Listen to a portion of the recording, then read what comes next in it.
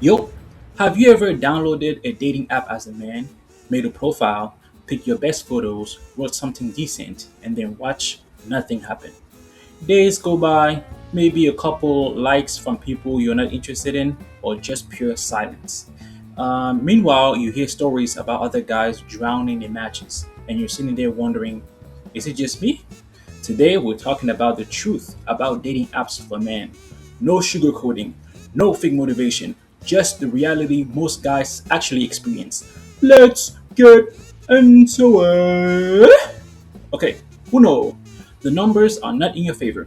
Alright, so first truth on most dating apps, men outnumber women, and women receive the majority of the attention.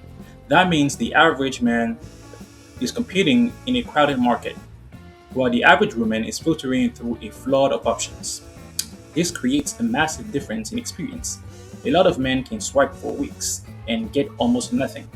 A lot of women can log on and feel overwhelmed by volume. Same app, completely different reality. Ignoring this imbalance is why so many guys end up confused and frustrated. Number two, your photos matter more than your personality at first. Here's the hard part.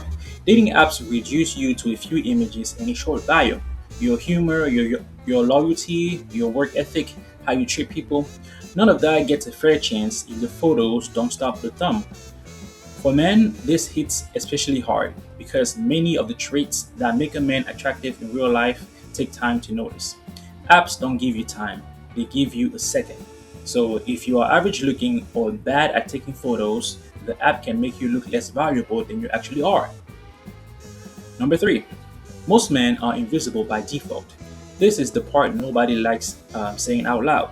A small percentage of men get the majority of matches and attention. Everyone else shares the leftovers. That means a lot of decent, normal, hardworking guys are basically background noise on these platforms. Not because they're broken, not because they have nothing to offer, but because the system is designed around quick visual decisions and high selectivity. If you're not standing out in the first glance, the algorithm and the users both move on, and it move on quite fast.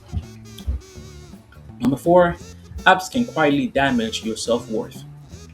Using these apps for a long time without results does something to your head.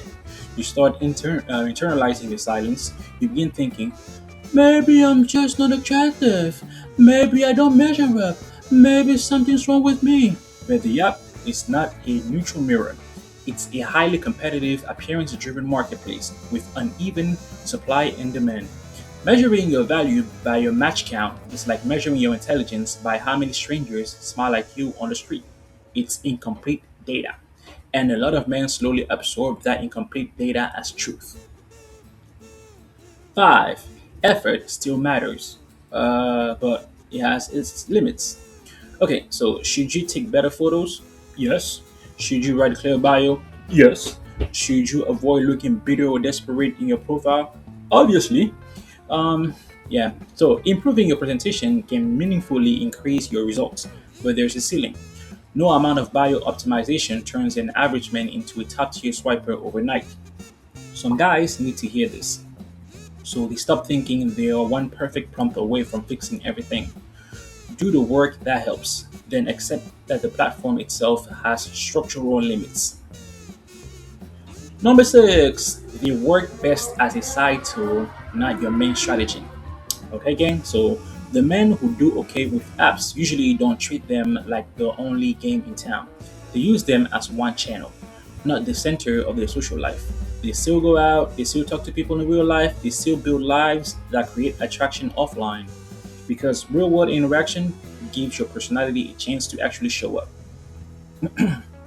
Apps mostly don't. If your entire dating strategy is swiping, you're playing a game that is statistically difficult for the majority of men. Bonus! Protect your mindset harder than your profile. The biggest risk of dating apps for men isn't getting zero matches, it's what the lack of matches does to your confidence over time. If you notice yourself getting cynical, bitter, or quietly hating the opposite sex, that's your signal to step back. Your peace of mind is more valuable than forcing a system that isn't giving you much in return. Delete when you need to. Touch grass. Build yourself in ways the app can't measure. Then come back later if you want from a stronger place. In closing, y'all, so what's the truth about dating apps for men? The competition is heavy. Photos dominate first impressions. Most guys get limited attention. The silence can mess with your head. Profile effort helps but doesn't erase the odds, and they work better as a supplement than a primary strategy. You are not crazy for finding them frustrating. A lot of average men are having the same experience. They just don't say it out loud. Okay, gang. If this video spoke to you, please hit that like button, subscribe if you haven't already, and drop your thoughts in the comments. Final question before I go. Do you think dating apps are still worth it for the average man, or have they become more harmful than helpful? Let's talk about it.